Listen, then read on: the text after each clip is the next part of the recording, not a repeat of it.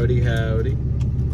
I am trying again. I tried recording this. I don't know how they turned out. I actually haven't looked at them. I'm going to try to make this my first... I gotta wait for them to leave work, but I'm going to try to make this my first truck talk type video. Obviously, you guys have probably seen the tool videos I've done and the one YouTube short I've done. Working on a review video also. These I'm going to try not to edit.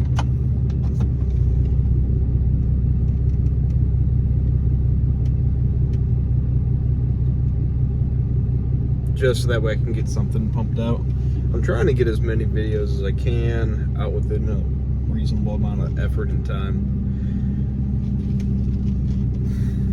But anyways,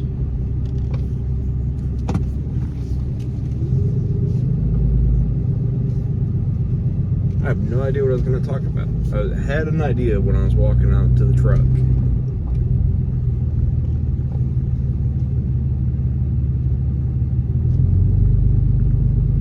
I guess I can talk about what I was talking about, or I tried talking about in the other attempts of recording this. I know one of them I decided to not use because it got interrupted a couple times, and I was tired the other one, and probably I was slurring my words because I was so tired.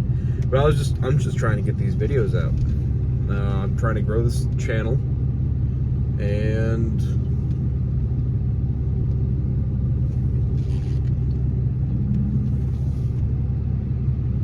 waiting for a truck to pass by. But yeah, I'm trying to get this channel to grow.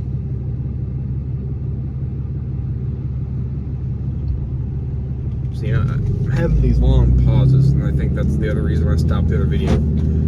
But the last, well, the two other sessions of me trying to record this, I was trying to talk about the stuff happening in North Carolina and the lessons we can learn from those. So obviously you can't prepare for everything. I'm sure a lot of these people, being mountain people of Appalachia, were very self-resilient, self-reliant people. And they were well prepared, but there's only so much you can prepare for when the whole entire mountain gets washed out, including your house and your vehicles and all your prep gear. So the thing that I feel like is more important than the gear, the things that are more important than the tools, I know I talk a lot about tools, and I'm going to continue to, but the things that are more important than those is your ability to overcome challenge, your ability to learn how to make the tools, the skills. The skills are the most important things, essentially.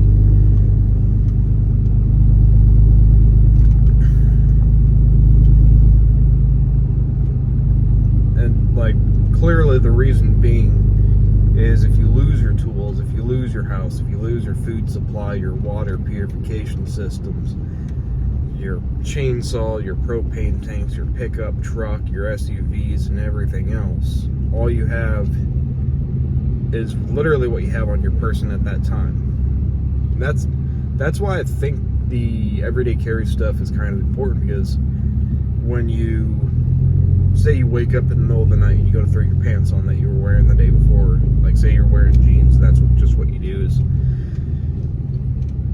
you wear those jeans again because they're not that dirty, so you just wear them again, right? And you have your pocket knife and your pocket flashlight and maybe a pair of the mini Knipex pliers, and you grab your everyday carry handgun, and you grab the things that you usually carry every day. You want to make sure the things that you are carrying every day, your EDC stuff, is stuff that's going to help you in all situations. Maybe you have a go bag. That's why it's good to have a bug out bag. Not that you don't want to prepare, because the best place to bug out is where you're already at, right? But having that bug out bag is important, because what if you do have to leave? What if there's a tornado? What if there's flooding, hurricane? Having that go bag which actually my wife and I were talking about that last night, 2 nights ago, something like that. Recently, we were talking about building a tornado bag. I think instead of a tornado bag, I think we need to build basically bug out kits. And like, you could throw the pliers in there, probably throw some ferrule rods and matches and some cheap pocket knives, something that you're not gonna miss.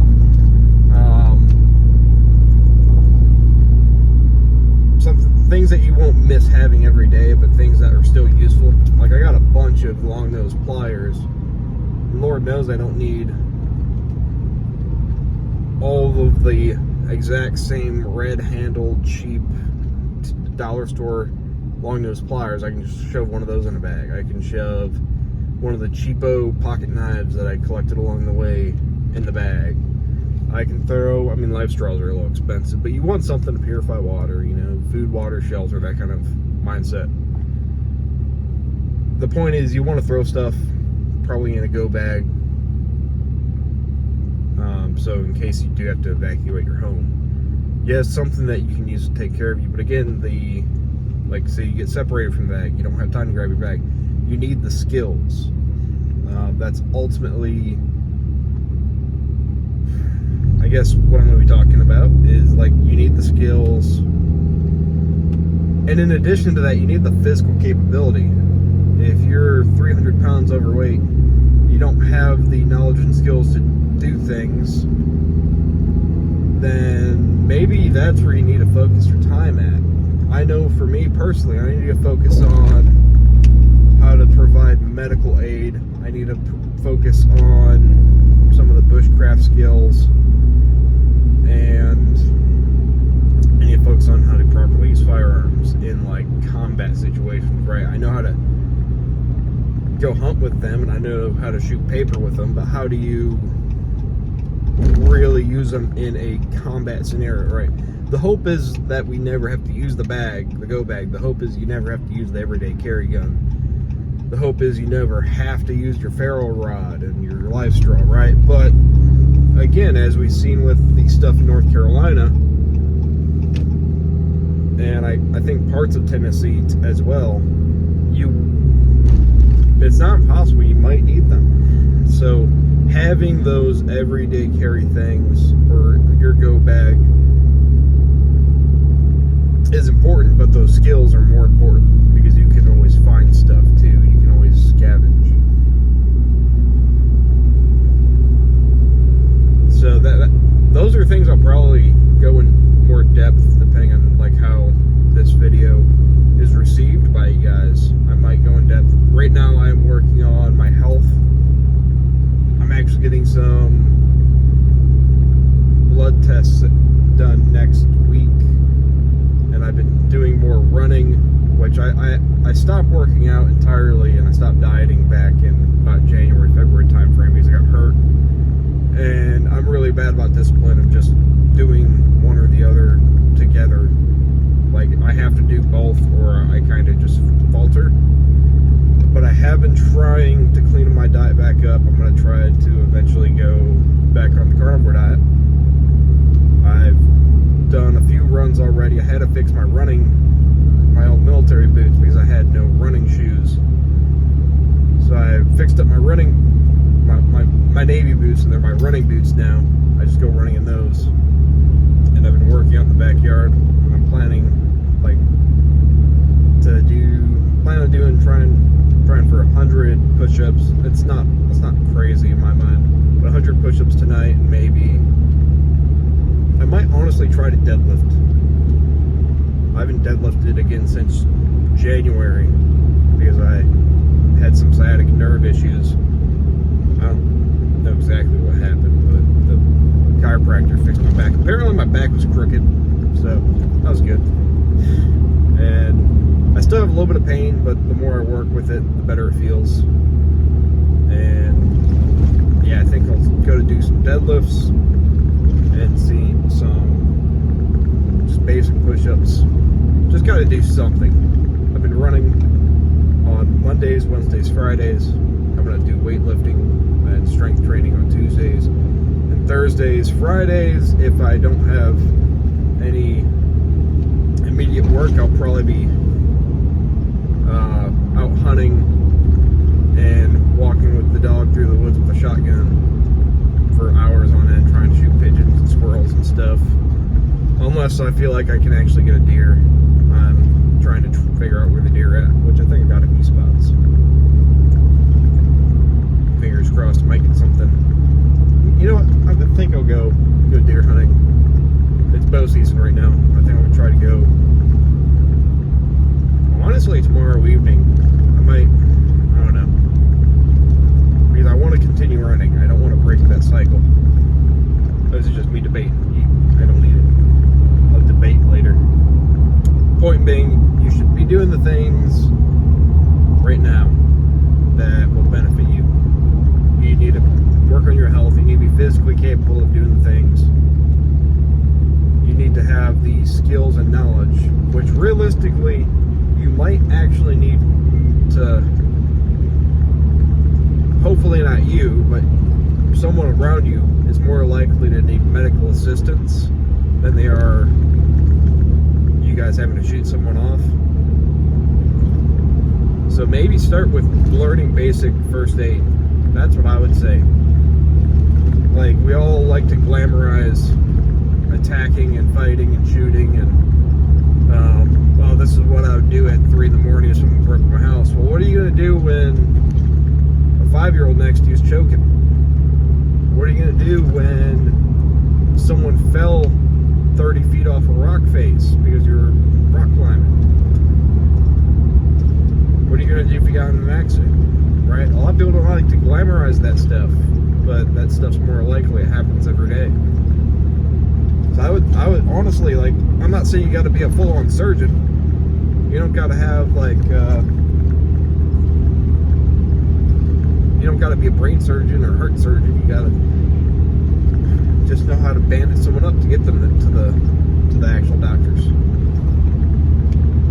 Right? And then once you get there, I would still say target practice here and there. Get your firearm and target practice, because just having the thing and knowing how to safely use it is going to get you 90% there in my mind. I don't know anyone at all in my life that's ever had a clear room, like in an actual serious manner. Like, I know people that date clear rooms and thought that there was someone there, but there was nothing there. But again, I know plenty of people that needed first aid. So, practice with your gun, but I'd probably get the first aid training first. Learn your survival skills. There was a good book. I need to finish reading that book. There was a good book. I was just thinking about this. I don't remember the name. I remember the cover though. It's about I don't remember the name, but the book basically was telling you how you can navigate the wilderness just using landmarks and trees and whatnot. Like, you can look at the pattern of how the trees, leaves are growing. You can look at the pattern. Obviously, you can use like moss. That would give you some indication of north, because at least in the northern hemisphere, most moss, if like the trees in an open field, will grow in the north. If it's in the middle of the woods, less likely that's going to be a great indicator, because there's a lot more shade coverage. But you can, if you know like the general part of the country you're at, and you know like the terrain, you can use the shape of the hills even to point you in the right direction, because of how theoretically the glaciers moved across the landscape and carved it up. You'll have hills kind of facing north and south. Instead of just being like random, they'll almost be like, they'll be elongated going north and south. I hope you get what I mean. And you can use that to kind of point in the right direction. If you know that, and you know which way the sun's setting, and you don't have a compass, that's the way you can get reference. Or if you know which way the sun's setting and rising, that also gives you an indication. I think you get the idea. There's a whole lot you can learn just to not necessarily survive the end of the world, but just survive a hurricane, right? It's not all about us all living through Fallout New Vegas and starting gangs and whatnot. It might just be there's a tornado coming, there's a hurricane, there's a flood, and a little bit going off of what happened in North Carolina, you can't trust that the government's going to be there to save you. Most of the work being done isn't by the U.S. government. It's not by FEMA. Most of the work being done is by red-blooded Americans like Grindstone Ministries. I actually just saw Wrangler Star went down and joined them. I wish I could, but a bunch of reasons why I can't. We're sending our tithe to them, so we're doing what we can. But I hope and I pray that they do well there. But anyways, I don't know if there's a whole lot more we to talk about.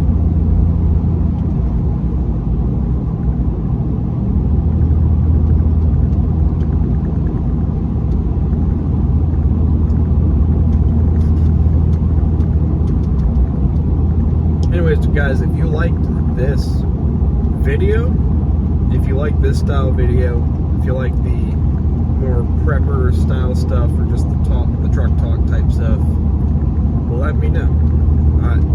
This channel's just getting started. I'm still kind of trying to figure out where my niche or niche. I was saying niche last night. My wife got mad at me and said it's niche.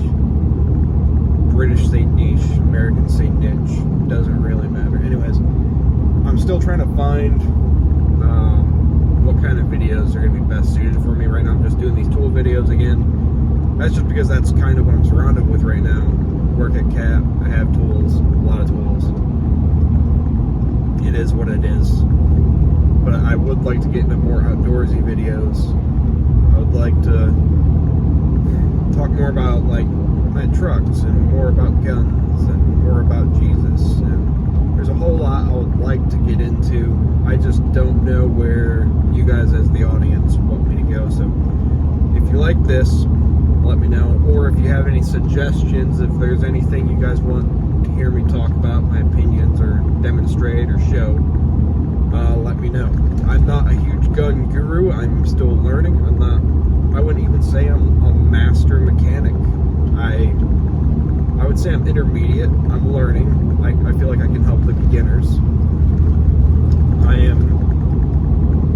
I don't want to say I'm a baby Christian, but I am a follower in Christ, and I am maturing every day.